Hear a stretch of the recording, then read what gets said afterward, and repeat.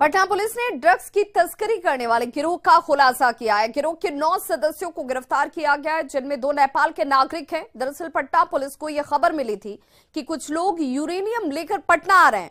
Police ने कार्रवाई करते हुए 2 पैकेट को जब्त किया और जांच के बाद यह पता चला कि पैकेट्स में यूरेनियम नहीं, ड्रग्स लाया जा रहा है। एसएसपी ने कहा है कि गिरोह के सदस्य यूरेनियम होने की बात कहकर ठगी करते हैं।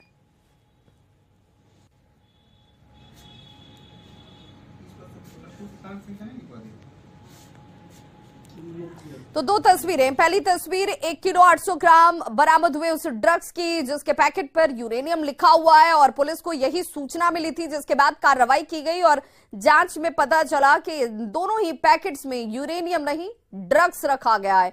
साथ ही दूसरी तस्वीर गिरफ्तार किए गए उन 9 लोगों की जिनकी तरफ से इसे खपाने की योजना थी। इस ड्रग्स को लेकर 9 लोगों की गिरफ्तारी हुई है, जिनमें 2 नेपाली नागरिक हैं। मोतिहारी पुलिस के नशीले पदार्थ की तस्करी का पुलिस की तरफ से खुलासा किया गया है और नेपाल से जो निवासी पहुंचे तस्करी करने के लिए 6 किलोग्राम चरस की बरामदगी इनके पास से की गई। ये तस्वीरें एक्सक्लूसिव इस वक्त आप देख रहे हैं, जहां पर बाइक सवार 2 तस्कर को धर दबोचा गया है। नेपाल से ये चरस की खेप लेकर ये लोग पहुंच रहे थे। बजरंगिया थाना के सिंधिया सागर रेलवे ओवरब्रिज के पास नीचे से कार्रवाई करते हुए मोटरसाइकिल से लाए जा रहे इस नशे के खेप को बरामद किया गया और अंतर्राष्ट्रीय बाजार में इसकी कीमत जो है वो तकरीबन 6 करोड़ के आसपास आंकी जा रही है। पुलिस ने मोटरसाइकिल सवार 2 तस्करों को गिरफ्तार किया है, जिनसे पूछताछ की जा रही है और इस सिंडिकेट में शामिल दूसरे लोगों तक पहुंचने की कोशिश की जा रही है। एसपी ने बताया कि तस्कर मोटरसाइकिल से चरस लेकर पहुंचे थे और इसे कहीं बाहर भेजा जाना था। तस्कर नेपाल के परसा जिले के रहने वाले हैं, जो मोतिहारी में चरस की सप्लाई देने वाले थे।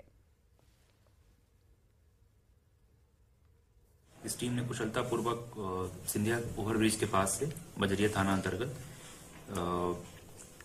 ये जो 2 लोगों को गिरफ्तार किया है, इसमें 6 किलो 52 ग्राम चरस बरामद हुआ है। और जो गिरफ्तार व्यक्ति हैं, ये पहला व्यक्ति राकेश यादव, थाना कलिया, जिला बारा, नेपाल के हैं और दूसरे व्यक्ति राजेश यादव, ये जिला परसा, नेपाल के हैं।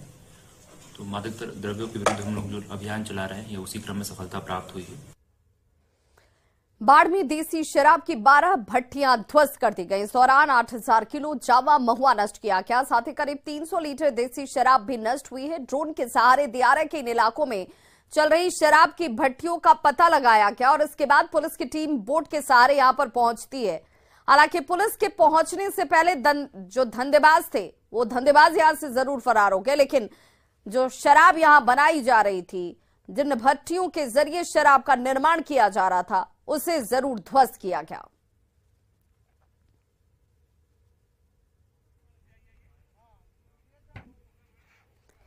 बेतिया में एक शराबी की पिटाई के बाद लोगों ने उसे शराब न पीने की शपथ दिलाई और उठक बैठक कराई गई, जिसका वीडियो सोशल मीडिया पर तेजी से वायरल हो रहा है।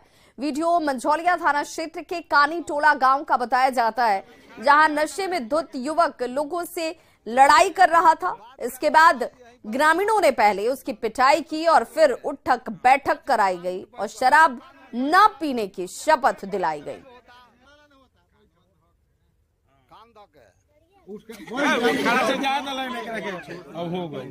चलिए मुंबई में एक कारोबारी के यहां 30 लाख रुपए के आभूषण चोरी का पुलिस ने खुलासा कर लिया है। मुंबई से चोरी कर भागने वाले ऑटो ड्राइवर और पुलिस ने ऑटो ड्राइवर को जमुई के सोनो इलाके से गिरफ्तार किया है। पुलिस की तरफ से गिरफ्तारी के बाद यह बताया गया कि ऑटो ड्राइवर नंद किशोर यादव और उसका सहयोगी श्रवण साव के पास 15 लाख रुपए के आभूषण और 9 लाख रुपए नकद बरामद हुए। चोरी के बाद से मुंबई पुलिस लगातार इन लोगों की तलाश में थी और जमुई तक पहुंचकर इन्हें पकड़ा गया है, जिसमें स्थानीय पुलिस का सहयोग मिला। सोनो इलाके के लोहा गांव से पुलिस ने इन दोनों को धर दबोचा है। मुंबई के घाटकोपर इलाके से राजेश प्रेमजी वरिया नाम के कारोबारी का आभूषण से भरा बैग लेकर ऑटो ड्राइवर नंद किशोर फरार हो गया था।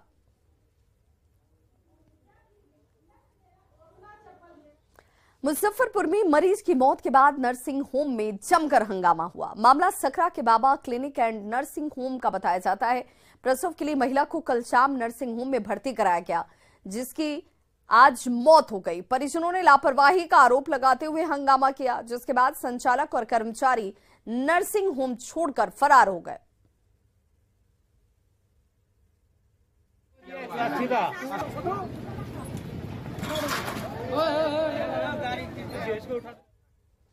बख्तियारपुर में ग्रामीणों ने रेलवे के फ्लाईओवर का काम बंद करा दिया और जमकर हंगामा किया। ग्रामीणों का कहना था कि मुआवजा देने में रेलवे अनियमितता कर रहा है और बिना मुआवजा दिए ही काम कराया जा रहा है। बाद में रेलवे के अधिकारी मौके पर पहुंचे और ग्रामीणों को उचित मुआवजा देने का आश्वासन दिया और तब जाकर हंगामा शांत हुआ।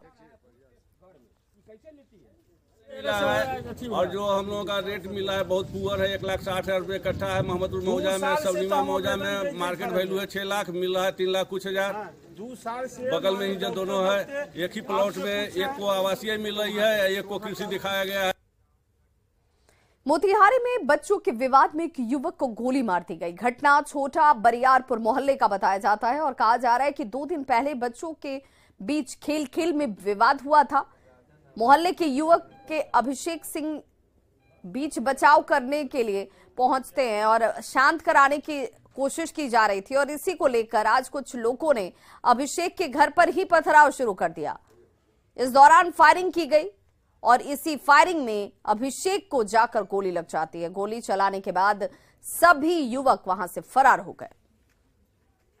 आपसी विवाद के कारण किए हैं। सभी मोहल्ले के लड़के हैं खेलने के लिए और आपसी विवाद के कारण इन लोगों ने कल मारपीट करी और आज फिर उसी विवाद को लेकर के दरवाजे पर आए थे और मारपीट करके के क्रम में गोली चला दी, जिससे एक आदमी की खुद मारा गया।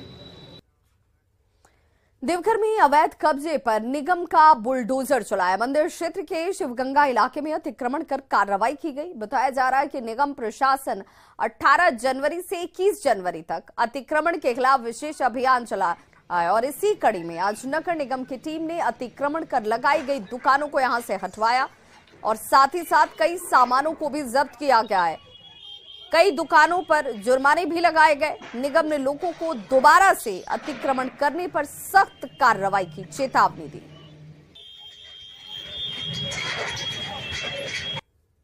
तीसरे दिन कांवड़ संघ मोड़ से लेकर के शिवगंगा तक कराया जा रहा है। इसमें बहुत लोगों का सामान भी जब्त किया गया है और 5,000 से लेकर 2,000 तक का भी फाइन किया है। अगर लोग नहीं मानते तो कल फिर इस रूट पे आया जाएगा और अतिक्रमण मुक्त कराया जाएगा। लोहरदगा के सिन्हा थाना क्षेत्र अंतर्गत एक काकुड़ी मैदान के पास बालू माफियाओं ने पुलिस को खुली चुनौती देते हुए बालू लदे जब्त ट्रैक्टर को छीनकर फरार हो गए। हालांकि पुलिस ने कार्रवाई करते हुए बालू माफिया के कार को जब्त कर लिया है। वहीं कार में सवार सभी लोग मौके से ट्रैक्टर लेकर फरार हो गए। पुलिस ने आरोपियों की जल्द गिरफ्तारी की बात कही है। एक्चुअली सुबह में सूचना मिली कि बालू माफिया लोग गाड़ी ट्रैक्टर ले जाकर बालू निकाल रहे नदी से। इससे सूचना हम सत्यापन के लिए हम लोग निकले हुए थे। इसके बाद हम लोग जेकागुड़ी पहुंचे तो एक ट्रैक्टर पुलिस बल को देखकर भाग गए। तो पुलिस बल की तरफ से पकड़ लिया गया। पकड़ने के बाद हम लोग उसको एक जवान को उसको बैठा करके हम लोग थाने की ओर ला रहे थे। उस पीरियड में एक अल्टो कार से 3-4 लड़का लोग आया और उसको रोक करके मेरा स्टाफ को नीचे उतार दिया और ट्रैक्टर से बालू को गिरा करके ट्रैक्टर को भगा दिया। इस केसेस में हम लोग अल्टो को पकड़ लिए हैं और उसमें जो लड़का लोग था वो सब भाग गया है। हम लोग को पहुंचने से पहले ही हम लोग कानूनी कार्रवाई कर रहे हैं केस करके।